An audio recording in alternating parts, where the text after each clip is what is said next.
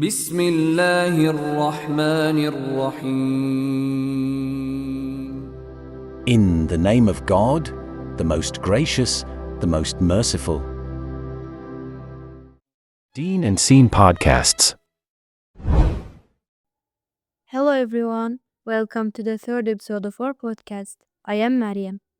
Hello, and I am Kubra. Today we wanted to talk about something very important in Islam, which is the five pillars. Because they are not just rules, they really shape how we live every day and how we connect with Allah. Yes, exactly. The five pillars are like the foundation of our faith, and each one teaches us different things like patience, thankfulness, discipline, and caring for others. So we thought it will be interesting to explore them together today.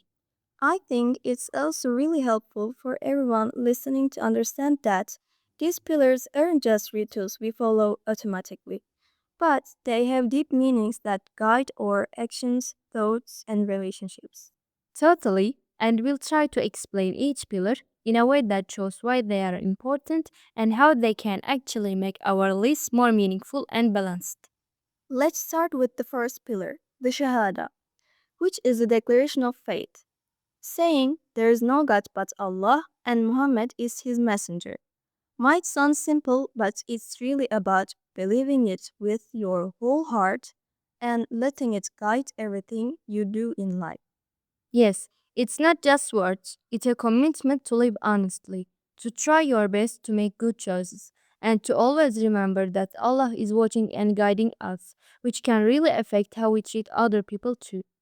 And I feel like the Shahada is also the most personal pillar because it connects directly to your inner faith and sets the stage for all the other acts of worship like prayer, fasting, and giving charity. Exactly. When we truly believe in it, it helps us focus, stay humble, and remind ourselves every day of the purpose behind what we do. The second pillar is Salah, which means performing the five daily prayers. These prayers are really more than just physical movements or words. They are a way to take a pause in life, reflect on what we are doing, and reconnect with Allah. I agree. For me, Salah is like a moment to breathe and reset, especially when life gets busy or stressful. It reminds me to be thankful, to ask for guidance, and to feel calm even when things feel overwhelming.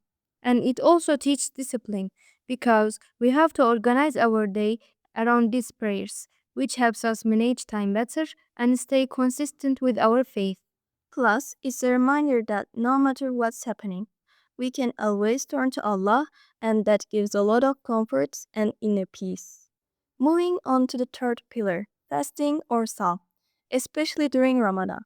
Fasting isn't just about not eating or drinking. It's about training ourselves to be patient, to control our desires, and to think about people who are less fortunate than us. Yeah, when I fast, it makes me more aware of how lucky I am to have food and water every day, and it reminds me to be grateful and generous to others.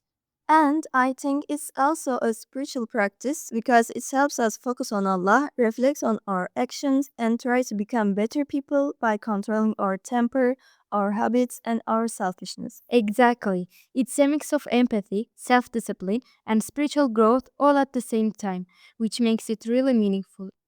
The fourth pillar is zakat, which is giving a part of your wealth to those in need. It's not just a charity, it's an obligation that reminds us to share what we have and to help create fairness in society. I really like that aspect because it teaches generosity and responsibility. Giving zakat can be hard sometimes, but it also makes you feel lighter and happier knowing you're helping others. And it's not only about money. Sometimes it can be time, effort, or knowledge. Anything that can benefit someone else and make their life better. Right, it helps us remember that we are all part of a community and that caring for others is a big part of being a good Muslim. Finally, the fifth pillar is Hajj, the pilgrimage to Mecca. It's a once in a lifetime obligation for those who are able, and it's such a powerful experience because it brings Muslims from all over the world together in one place. Yes, it's amazing to think about standing with millions of people, all equal in front of Allah, doing the same rituals and feeling that sense of unity and humility. Hajj is not just a trip, It's a spiritual journey that teaches patience, devotion, and reflection, and it can really change the way you see your life and your faith. And even just learning about Hajj or seeing others perform, it can inspire us to be more thoughtful, more grateful, and more connected to our faith every day. So these are the 5 pillars of Islam. And even though each one is different, together they guide our lives, helps us grow spiritually, and remind us of our responsibilities to ourselves, to others, and to Allah. Prayer and fasting help us personally, making us more disciplined and patient, while Zakat and Hajj remind us of our connection to the community and the world around us. And the Shahada keeps us grounded in faith, giving us a clear purpose and direction in everything we do.